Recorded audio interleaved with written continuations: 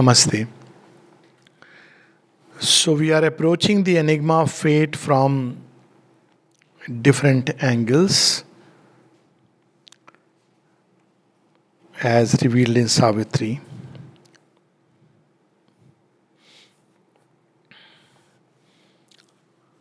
So this is a question often people ask. Why God's creation, there is pain, there is problem, there is...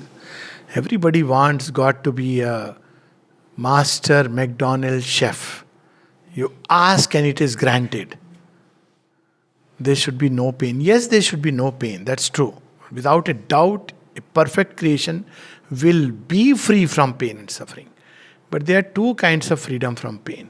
One is the freedom of the clod and the stone.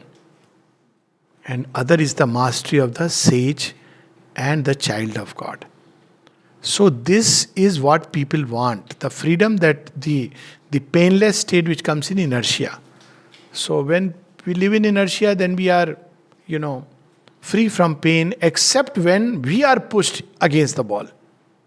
Otherwise we don't feel anybody else's pain is not our business. So that we wake up to world pain step by step.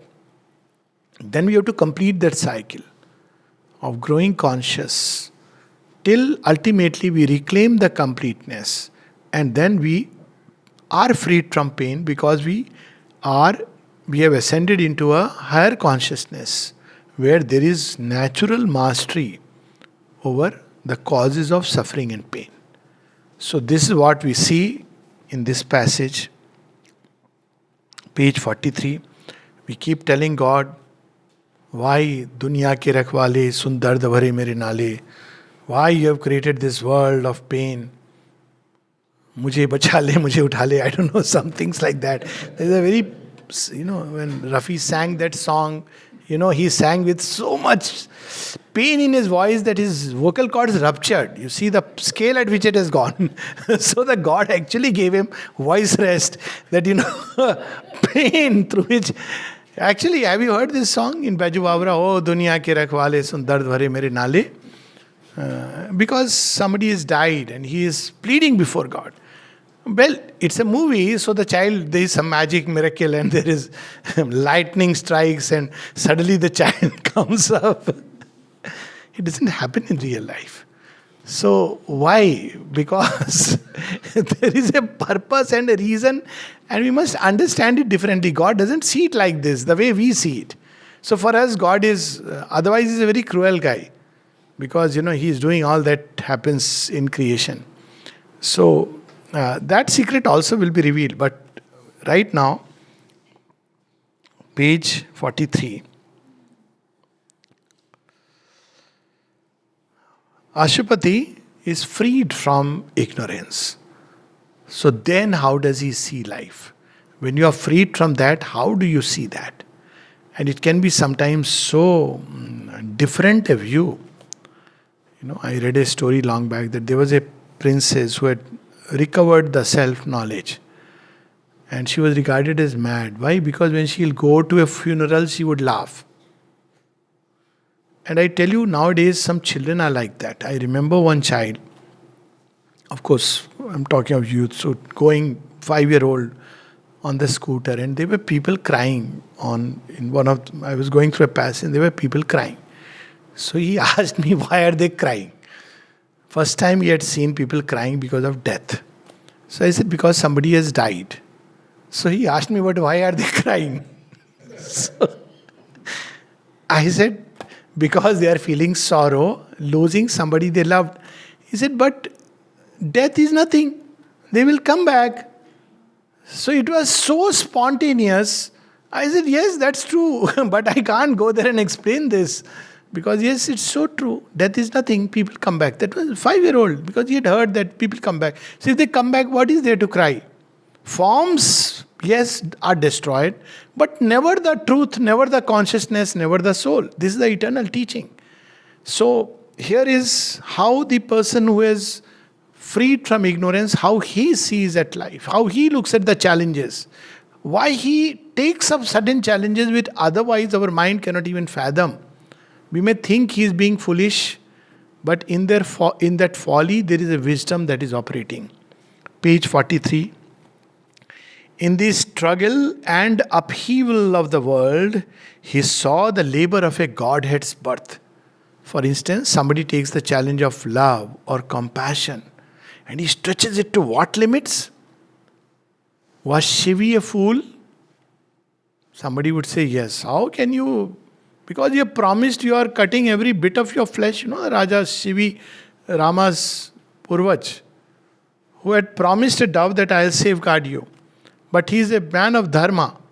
So Indra has come as an eagle. He says, but my dharma is to eat. So I need my pound of flesh. So he says, okay, I'm ready to give you the flesh. Because I have saved, you can take my flesh.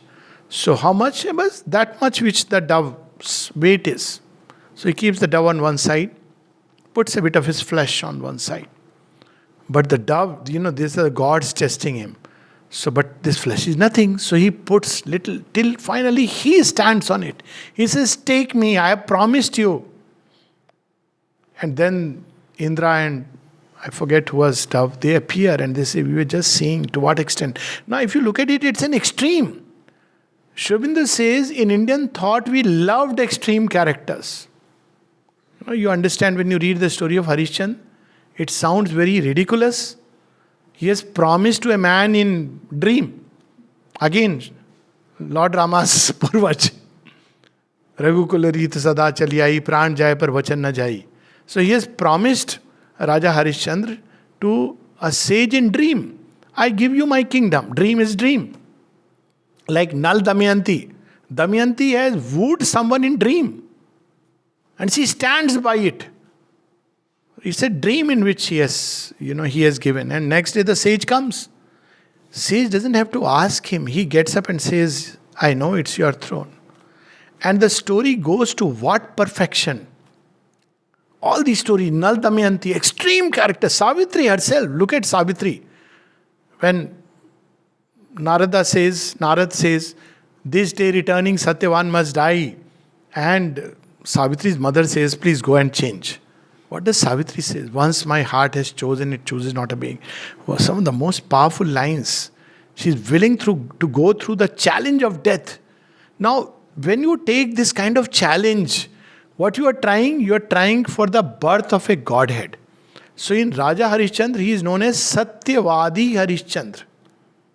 Because he stood by the truth of a dream world state and went to any extreme, even selling himself and everything that, those who don't know can read the story. The drama used to be enacted in my house every year. So I know that very deeply. And it just touched me that to what extent a person. So what he gave birth in the process to truth. If you want to look at the icon of somebody who keeps his word, then you see in Raja Harishchandra.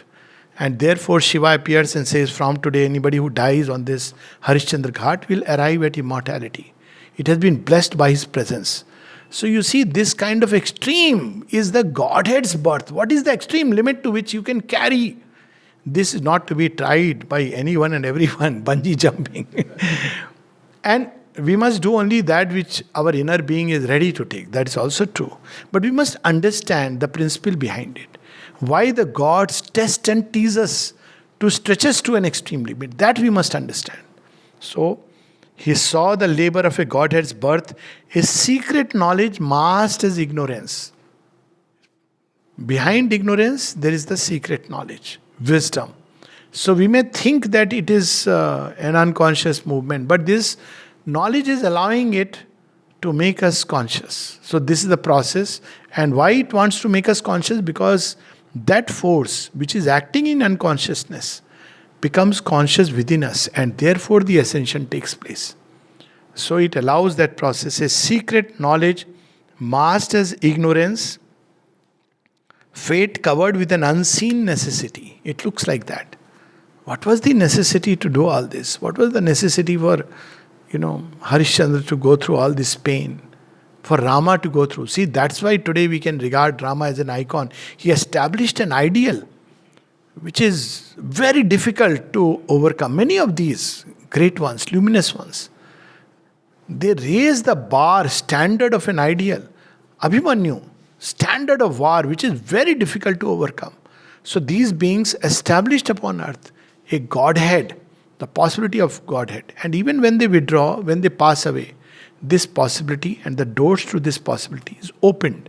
So here comes this line: fate covered with an unseen necessity, the game of chance of an omnipotent will. So, how this will is arranged for us? Game of chance. You start your journey in utter ignorance. You don't know anyone, not even your mom. You're in the womb. You don't know all the forces, whether you'll be actually born or not. You say, okay, fine. So then you are born. You cry and you don't know anything. And then you grow slowly, slowly, slowly. All education is growth out of ignorance towards knowledge, whatever limited it may be. True education is to grow out of ignorance into true knowledge, not just a book knowledge of outer things. And then, as we grow in knowledge, we grow in power, because truly knowledge is power. It empowers us. And that is the journey of man. All evolution is a growth out of unconsciousness into consciousness. And yoga is to make this process intense, concentrated, and almost like a leap. So, if we want to be master of it, we should be ready to undertake this growth. And sometimes when life meets us with extreme challenges, that means God has taken us seriously. And there is a Godhead who wants to be born in us. And all this labor pain is part of the process. Namaste.